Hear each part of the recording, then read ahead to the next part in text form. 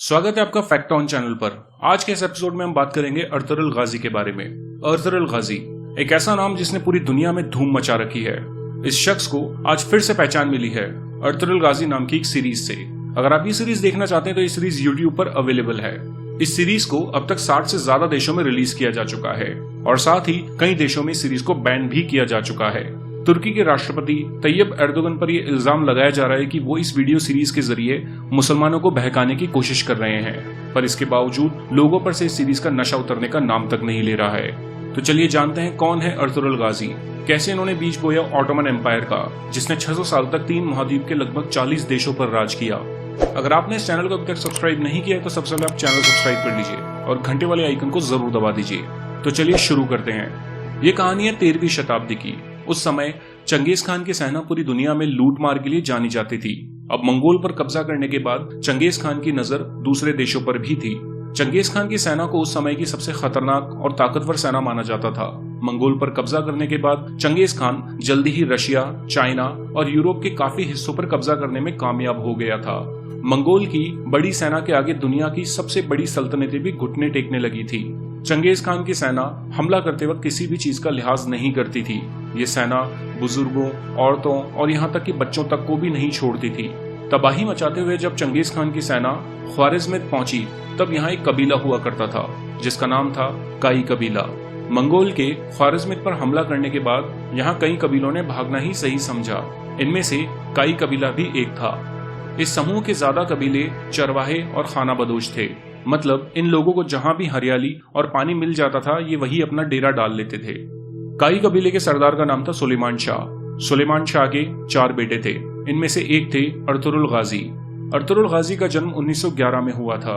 Ertugrul गाजी ने एक ऐसे सल्तनत की नींव रखी थी जिसने न सिर्फ 600 साल तक यूरोप पर हुकूमत की बल्कि साथ ही अपनी बहादुरी से अपनी सेना में हौसला और हिम्मत पैदा कर दी थी और उस दौर में इनके सामने कोई टिक नहीं सकता था।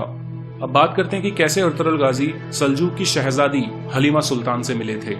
सल्जूक की शहजादी हलीमा सुल्तान, उसके भाई और बाप को ईसाइयों ने कैद कर लिया था। कैद करने के बाद इन तीनों को जंगल के रास्ते महल ले जाया जा रहा था। उसी समय अर्तुगरुल भी अपने कुछ सिपाहियों के साथ शिकार पर निकला हुआ था और अर्तुगरुल गाजी का सामना इनसे हो गया। अर्तुगरुल गाजी ने हलीमा सुल्तान, उसके भाई और उसके बाप को ईसाइयों की कैद से छुड़वा लिया। ईसाइयों की कैद से छुड़वाने के बाद अर्तुगरुल गाजी तीनों को अपने साथ कबीले ले गया।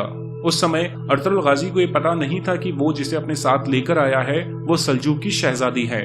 इस घटना के बाद काई कबीले पर तरह तरह के हमले होने लगे। काफी परेशानियां आई, लेकिन अर्तुगरुल ने हर एक मुश्किल का डटकर सामना किया। इसके बाद अर्तुगरुल गाजी ने बड़ी होशियारी और बहादुरी से ईसाइयों के उस किले को ही जीत लिया जहां से बड़े बड़े ईसाई पादरी न सिर्फ काई कबीले के लिए बल्कि सभी मुसलमानों के लिए एक जंग की साजिश करते रहते थे।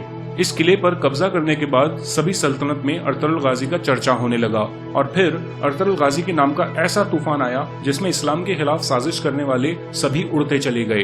एक जंग से लौटते समय अर्तुगरुल के बाप और काई कबीले के सरदार सुलेमान शाह की एक दरिया में डूबने से मौत हो गई थी।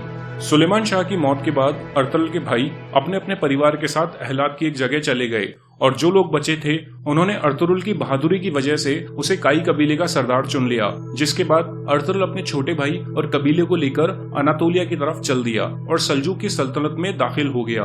उस समय सल्जूक के राजा सुल्तान अलाउद्दीन थे। अर्तुगरुल अपने कबीले के साथ सुल्तान अलाउद्दीन की सल्तनत में अपने कबीले के लिए रहने की जगह लेने जा रहे थे तो अर्तुगरुल को रास्ते में 2 सेनाएं लड़ती हुई दिखाई दी। अर्तुगरुल दोनों में से किसी को भी नहीं जानता था, लेकिन यह देखकर कि एक सेना तादाद के लिहाज से काफी कमजोर है जिसकी वजह से वह हारने की कगार पर थी, तो अर्तुगरुल ने हारती हुई सेना का साथ देने का फैसला किया और यह जंग थी सल्जूक और मंगोलों के बीच, जिसके बारे में अर्तुगरुल नहीं जानता था। मंगोल की फौज सुल्तान अलाउद्दीन की फौज को हराने ही वाली थी कि अर्तुगरुल अपनी फौज के साथ सल्जूक की फौज में मिल गया और फिर मंगोल की हालत ऐसी हो गई कि वो अपने साथियों को मैदान में छोड़कर भागने लगे। अर्तुगरुल की इस बहादुरी से सुल्तान अलाउद्दीन काफी खुश हुए और फिर सुल्तान अलाउद्दीन ने काई कबीले को अपनी सल्तनत अंकारा के पास रहने की जगह दे दी।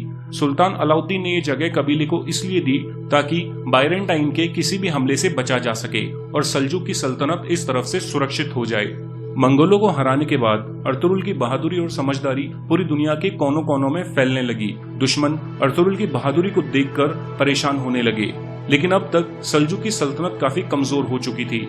रूमी फौज और खूंखार मंगोलों की फौज के बीच सल्जुकी सल्तनत दम तोड़ रही थी।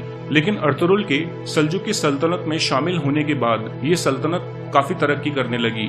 अर्तुगरुल रूमी और मंगोलों की फौजों को हराता चला गया। दिन ब दिन अर्तुगरुल की फौज इतनी ताकतवर हो रही थी कि इसे हराना मुश्किल होता जा रहा था।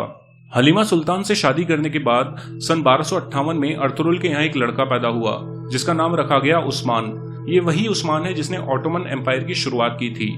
उस्मान भी अपने बाप अर्तुगरुल गाजी की तरह बहादुर और समझदार था। उस्मान सन 1280 में अपने बाप अर्तुगरुल गाजी की मौत के बाद सन 1299 में गद्दी पर बैठा था और गद्दी पर बैठते ही उस्मान अपनी ताकत को दिन ब दिन बढ़ाता चला गया और कुछ ही समय में उसने तीनों महाद्वीपों यूरोप, एशिया और अफ्रीका में अपनी सल्तनत को फैला दिया। उस समय के ऑटोमन एम्पायर में आज के लगभग 40 देश आते हैं, यानी इस सल्तनत ने 40 देशों पर अकेले हुकूमत की थी। यह सल्तनत 1923 तक थी। 600 साल राज करने के बाद सन 1923 में इस सल्तनत को एकदम से खत्म कर दिया गया था। सन 1914 में जब पहला विश्व युद्ध हुआ तब दुनिया 2 हिस्सों में बढ़ गई थी। ऑटोमन एम्पायर के साथ जर्मनी, ऑस्ट्रिया, हंगरी और बुल्गारिया थे और ये लड़ रहे थे Russia, France, great Britain, Italy, Japan और यूनाइटेड स्टेट्स से।